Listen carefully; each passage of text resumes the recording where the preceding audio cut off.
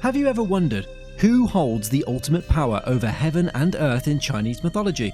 Meet the Jade Emperor, also known as Yu Huang Shangdi, the supreme force against evil. He ruled over all with immense power, striking down wickedness wherever it dared to appear. But what happens when this mighty heavenly grandfather reveals his harsher side?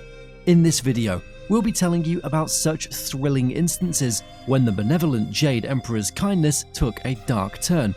So, brace yourself for some spine-chilling tales. A long time ago, when the earth was still young, monsters roamed freely, and humans, innocent and timid, were overpowered by these unforgiving creatures.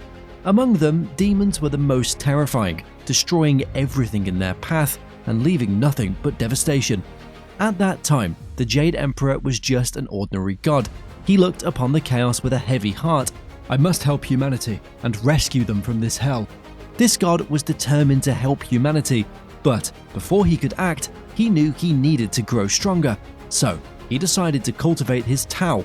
For this purpose, he moved to a remote mountain cave where he would refine his spiritual energy. This was no ordinary cave, it was a place of divine power, perfect for the trials ahead. Years turned into centuries, and centuries into millennia. Nearly 1,000,000 years passed as the future ruler of heaven faced trial after trial, each one more challenging than the previous one. Another trial, another step closer, he sighed with a spark of hope. Meanwhile, within the earth, a powerful demon king was on a similar journey. His ambition was clear: to defeat the gods and rule the universe. For 3 million years, he faced 3,000 trials, each one bringing him closer to his sinister goal. When the Demon King finally emerged, he was more dangerous than ever. "Gather the demons," he growled, his eyes blazing with anger. "The gods will fall, and I will rule." The battle was brutal, and the results were horrifying. One by one, the gods fell to the demon's army. Heaven, once a place of peace and order, was now filled with chaos and despair. When the Jade Emperor returned, he sensed something was wrong with heaven. To uncover the truth, he decided to ascend to heaven. When he arrived there, he was stunned by the scene before him. Heaven, once home to the gods, had turned into a living hell. The Jade Emperor knew he had to act quickly to stop the destruction. "Erlang Shen," he called urgently, "our world is in danger. You must defeat this demon and bring back peace." Erlang Shen replied with determination, "I won't let you down. I will bring this demon to his knees." A fierce battle began. Every clash between them shook the heavens. With a final, powerful blow, he banished the demon to the darkest corners of the earth, where it would stay forever. As the dust settled and peace returned, both humans and gods looked upon the Jade Emperor with gratitude. "He saved us all," they screamed. The Jade Emperor had vanquished the forces of darkness and became the ultimate ruler. Time passed, and the Jade Emperor's rule brought peace to the world, but new challenges awaited. On Earth, an ordinary monkey was born from a stone, an event that later disrupted the peace of heaven. This stone monkey, who would later be known as Sun Wukong, grew up to be the leader of his tribe, but he wasn't content with just ruling his mountain. "I want more," he often murmured, gazing at the sky. His thirst for power led him to the sage Puti Zushi, a master of Taoist magic. "Show me the path to eternal life," Sun Wukong requested when he found the sage. The sage was hesitant at first to teach the Monkey King, but Sun Wukong waited for years, asking the sage for guidance over and over again. Seeing Sun Wukong's endless patience and determination, the sage finally agreed to share his wisdom. Under the sage's teaching, Sun Wukong learned powerful Taoist practices. However, as he grew stronger, he also became more rebellious. One day, with a sly smile, Sun Wukong said, "I will erase my name from the book of life and death." And so he did, angering the Jade Emperor in the process.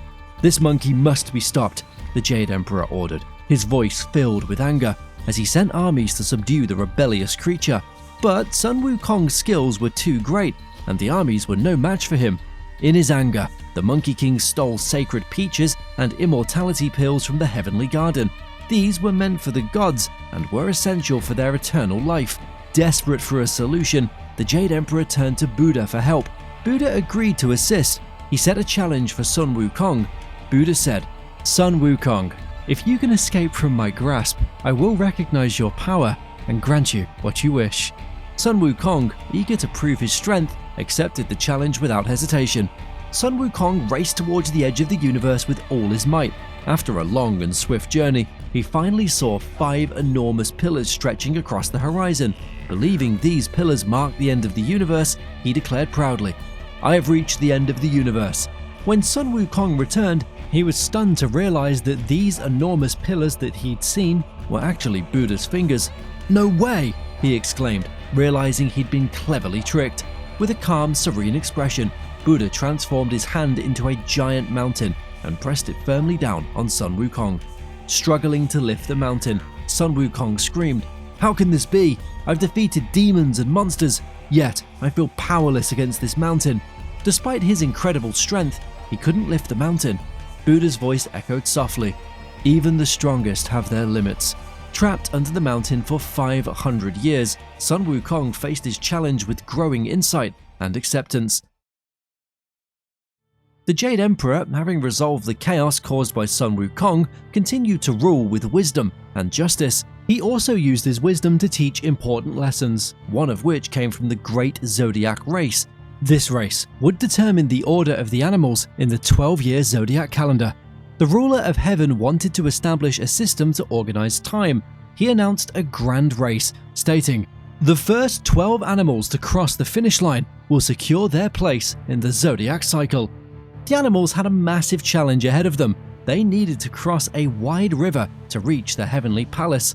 The cat, a great swimmer, seemed like a tough competitor, but the rat, known for being clever, came up with a smart plan to make sure it would finish first. The rat approached the cat and said, "The race is scheduled for tomorrow, not today."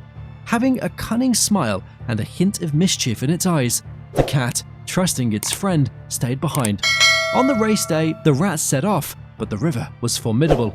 The ox, a strong swimmer, led the race, seizing the opportunity. The rat hopped onto the ox's back, allowing the ox to carry it across the river. As they neared the heavenly palace, the rat sprang off the ox's back and crossed the finish line first. The cat, deceived and left behind, missed the zodiac race completely. That's why the cat is not part of the Chinese zodiac.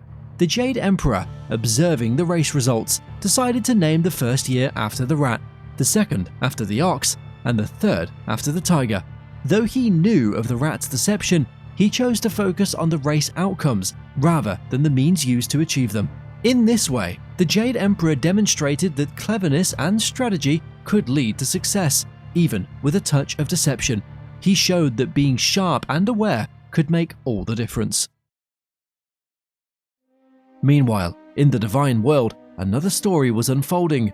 Xinu, the Weaver Girl and Jade Emperor's beloved daughter, was known for her beautiful artistry. "Father, I've woven the stars into stunning patterns tonight," she sang as she worked on the sky. Xinu's only job was to weave stars in the sky. Despite her perfect life among the stars, her heart was not entirely content. She'd fallen in love with Yu Lang, a mortal cowherd who lived far below in the human world.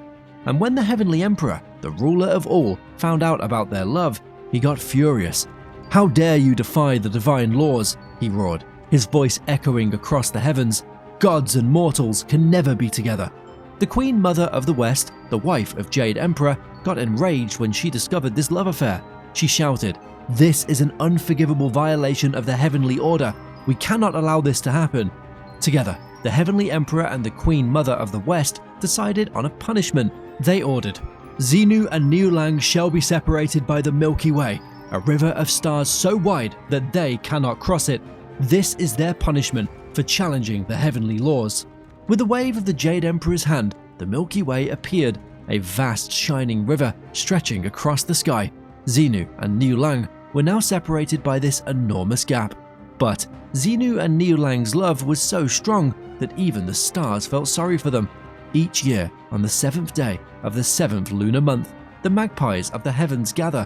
They form a bridge with their wings across the Milky Way, so Xinu and Yu Lang can meet for one special night. Remember the Qixi Festival, also known as the Chinese Valentine's Day? It's celebrated in honor of this folklore. Did the Jade Emperor's unexpected turn from kindness to strictness keep you on the edge of your seat? If so, click on the next video to explore more of mythology's most gripping stories.